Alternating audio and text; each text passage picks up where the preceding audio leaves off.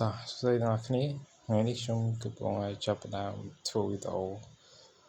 ស៊ីសាច់មាន់នេះគឺថាទិញពីផ្សារមកតម្លៃ 20,000 រៀលបាទ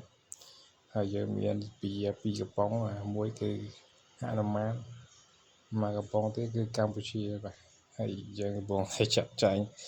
ឆៃម្នាក់ឯងអត់មានខ្វល់ក្បាលណា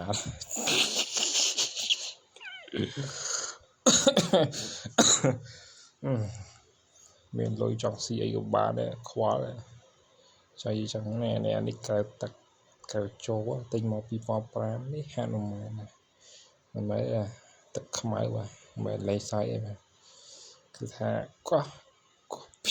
អូមកត្រីមកកំប៉ុងបាទនេះមើលនេះមកកំប៉ុងបាទអត់មានផអត់មានបិឆោតបាទត្រីអត់ដែរត្រី50,000នេះត្រីតែមកកំប៉ុងលបាយយកដាក់អីមកក្រោយមកឥឡូវយើងចាក់ហនុមានចូលកែវហើយយើងចាក់sting មកកំប៉ុងនេះបាទ sting បាទមិនមែនកូកាទេបាទ sting បាទយ៉ាអានេះអត់មានត្រូវមកកំប៉ុងសោះអូខេឥឡូវចាក់ចូលកែវដែរមកបាទចាក់មួយចាក់តិចមកហើយយើងចាប់ដើមដាក់ផែកសាច់មាន់ហូបតែម្ដងទេបាទខ្វល់ឆ្ងាយមានពេលណាមកផឹកមួយយ៉ាងតែយើងផឹកមក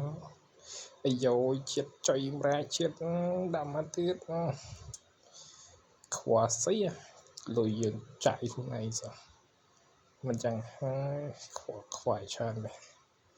ឥឡូវយើងហែកជើងមកផ្លូវមួយមកហើយចាស់តឹងចុយហើយដូចមាត់ផ្លាស្ទិកទៅពិតមកមែនតើចុយមកចលក់តិចមកដាក់ចូលមាត់មួយមកនេះអានេះយូរកាលណាដាក់ចូលមាត់អូនៅមើលអូយលព្រាយើងនេះជោគទឹកជ្រក់ជ្រោយយ៉ាមានទៀតអូដាក់មកកំប៉ុងផឹកសិន